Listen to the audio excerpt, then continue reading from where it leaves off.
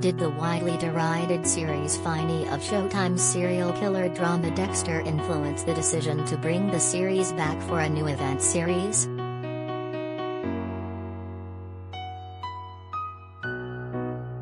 It certainly motivated star Michael C. Hall to try to find a more satisfying ending for the fans who watched the show during its original 2006 to 2013 run.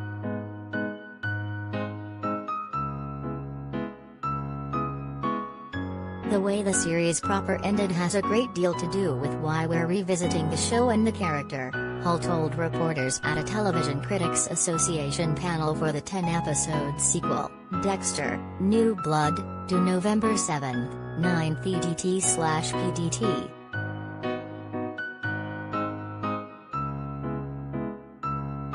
A lot of what was mystifying or dissatisfying to people is what creates the appetite for the new season, he says.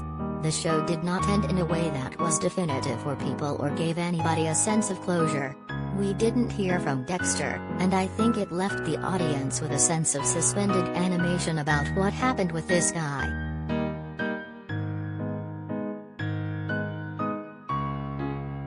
The new series, set about a decade after the events of the 2013 series finale, is less an attempt to undo the mistakes of the finale and more to move on to a new story, the cast and creators said.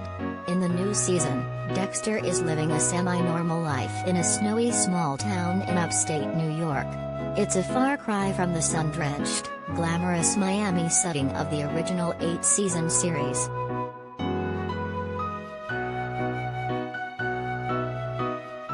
He's not in the same place he was when we left him, Hall said.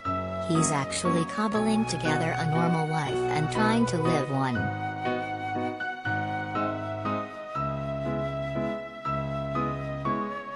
And while the new setting introduces many new characters, some favorites return, including Dexter's son Harrison, Jack Alcott, now grown and looking for answers from his father.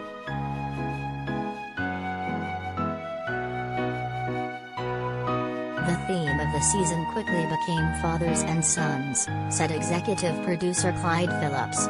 Dexter has a lot of work to do to win his son back and prove that he's a good father, and I think we get there.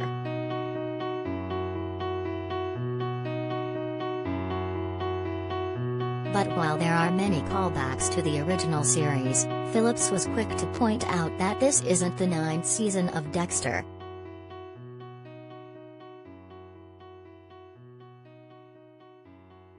This is a whole new embodiment of the show, a whole new imagining of the show, he said of what Showtime is calling a special event series.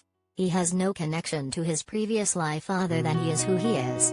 The moment the first frame comes up, you can see we're in a whole new world.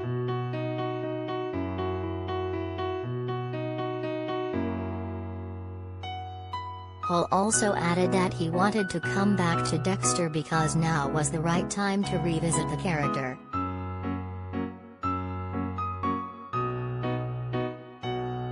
There were many moving parts, all of which came together, he said.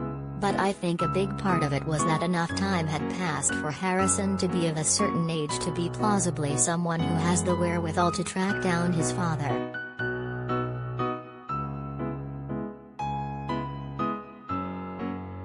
Showtime's entertainment president Gary Levine said he was always troubled by the lack of closure when Dexter ended, something Hall hoped the new series could fix for fans.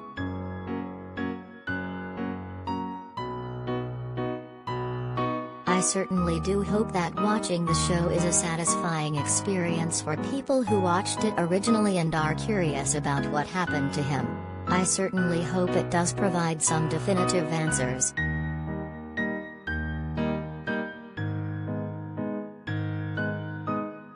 The best and worst TV series finales of all time.